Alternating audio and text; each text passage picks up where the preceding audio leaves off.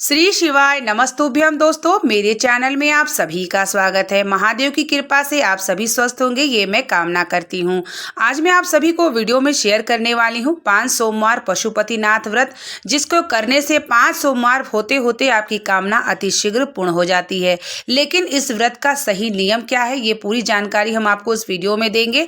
अगर आप सही नियम से करते हैं, ये व्रत कठिन तो नहीं है, लेकिन छोटे छोटे जो नियम है इसका पालन अगर आप व्रत में दौरान करते हैं तो आपका 5 होते होते मनोकामना पूर्ण हो जाती है।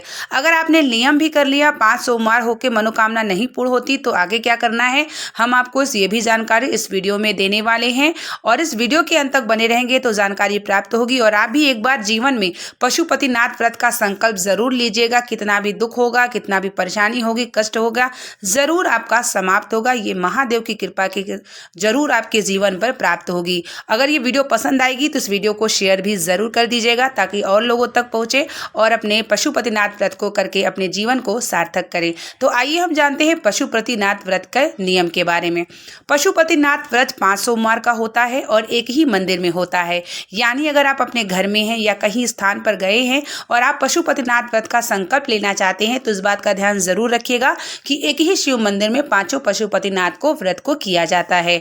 दूसरा है कि पशुपतिनाथ व्रत आप किसी भी सोमवार से उठा सकते हैं और जब भी आप पशुपतिनाथ का व्रत करेंगे तो किसी के घर का चाय पानी अन्न ग्रहण नहीं किया जाता। ये छोटी छोटी नियम की जानकारी आप रखेंगे तो आपका अतिशीघ्र कामना पूर्ण होगी। लेकिन अगर आप ऐसे ही व्रत कर लेते हैं और आपकी कामना पूर्ण नहीं होती, तो इसमें आपकी ही गलती है। इसलिए बातों की जानकारी, नियम को जरूर जानिए किसी भी व्रत को करने से पहले।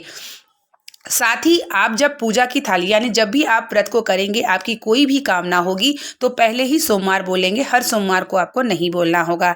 जब आप पूजा की थाली लगाएंगे तो पूजा की थाली में होना क्या सबसे ज़रूरी है, सबसे पहले है कि आपको पंचामृत आप अलग भी रख सकते हैं और इकट्ठा भी बना सकते हैं। जैसे गाय का दूध, घी, दही, शक्कर और जो है दही, दूध, घी, शक्कर, चीनी, तो आप सब मिला करके आपको 5 पंचामृत अलग अलग भी कर सकते हैं और आप एक मिला के रख सकते हैं। पंचामृत स्नान इसमें जरूरी होता है। साथ ही भगवान शिव के प्रिय पुष्प, बेलपत्र, अक्षत, पीला चंदन, जनेऊ, भोग, दीप, धूप बत्ती, ये आपको अपने थाली में जरूर रखना है। जब आप पूजा की थाली लेके भगवान शिव के मंदिर में जाएंगे तो पंचामृत स्नान कराएंगे, उनका श्रृंगार करेंगे और उसके बाद जब आप घर आएंगे तो वही थाली आपको शाम को ले जाना है। पूजा सामग्री उतनी ही ले जानी होती जितना आपका सुबह में इस्तेमाल हो जाए, एक्स्ट्रा कुछ भी नहीं रखना होता। शाम के समय आपको उसी थाली को लेके जाना होता है। शाम के समय आप कोई भी चीज़ अपने रसोई घर से मीठी चीज़ बनाएं, हलवा बना सकते हैं, खीर बना सकते हैं, कुछ भी बना सकते हैं, साफ स्वच्छ होकर के, और शुद्ध गाय के घी का कुछ भी बनाएंगे। जो भी आप भगवान के लिए इस्तेमाल करेंगे पूजा में, शुद्ध होना चाहिए। और प्रसाद उतना ही बनाएंगे जितना आपको 3 भाग भगवान के शिव मंदिर में करना है। इतना नहीं बनाएंगे कि गरीब परिवार के सदस्यों के लिए आप छोड़ेंगे। पशुपतिनाथ भोग में जब भोग तैयार किया जाता है तो उतना ही तैयार किया जाता है जितना हम भोग को लगाएंगे। 3 भाग आपको मंदिर में करना होता है। भगवान शिव को 3 भाग जो है शिव मंदिर में प्रसाद का करना होता है। 2 भाग शिव मंदिर में और 1 भाग अपने लिए। शाम की पूजा की थाली में आपको सिर्फ प्रसाद रखना है। 2 कटोरी रख लीजिए और साथ ही 6 दिया रख लीजिए, गोल बाती का और गाय के घी का दीपक और माचिस, थोड़ा सा जल। शाम के समय जल नहीं, थोड़ा सा जल का छिड़काव करने के बाद 6 दिया एक लाइन से आप रखेंगे। उसके बाद 3 भाग भगवान के सामने करेंगे, 2 भाग भगवान शिव के पास रखेंगे, 1 भाग अपने थाली में रख लीजिए। 6 दिया एक लाइन से करेंगे, 1 दिया उठा के अपने थाली में रख लें। श्री शिवाय नमस्तुभ्यम बोलते हुए दियों को जलाएंगे, अपनी कामना को बोलेंगे। उसके बाद आप भगवान से प्रार्थना करेंगे, इस व्रत को स्वीकार करिए, हमारी ये कामना है, इसे पूर्ण करिए। उसके बाद वो जो है जो दिया एक है उसको रखिए और 1 भाग प्रसाद का। घर आ जाइए।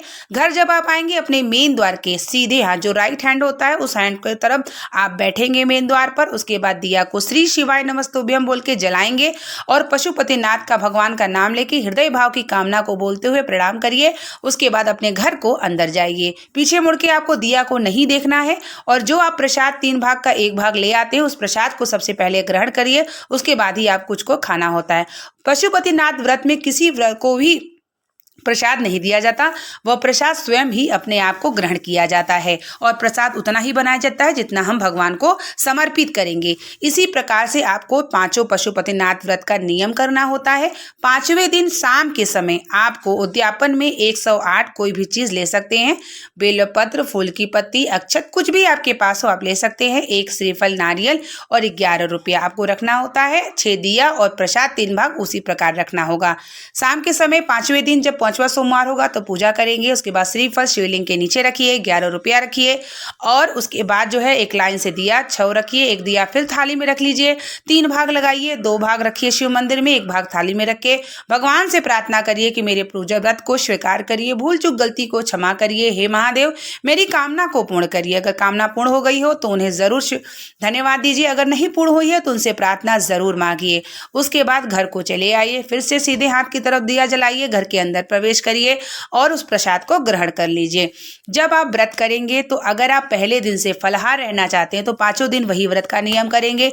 अगर आप अन्न ग्रहण करना चाहते हैं तो आप अन्न ग्रहण भी इस व्रत में कर सकते हैं, बस लहसुन प्याज का त्याग करना होता है। अगर आपका शरीर सामर्थ्यवान है तो आप फलाहार रहिए, अगर सामर्थ्यवान नहीं है तो आप शाम के समय जब आप भोग लाते हैं उसे ग्रहण करने के बाद आप भोजन भी कर सकते हैं। इस व्रत के दौरान आपको पहले दिन ही संकल्प लेना होता है, पहले दिन ही कामना को बोलना होता है। दूसरा, एक ही मंदिर में इस व्रत को करना होता है। तीसरा, आपको प्रसाद उतना ही बनाना होता है जितना आपको भोग लगाना है और 3 भाग आपको शिव मंदिर के अंदर करना होता है।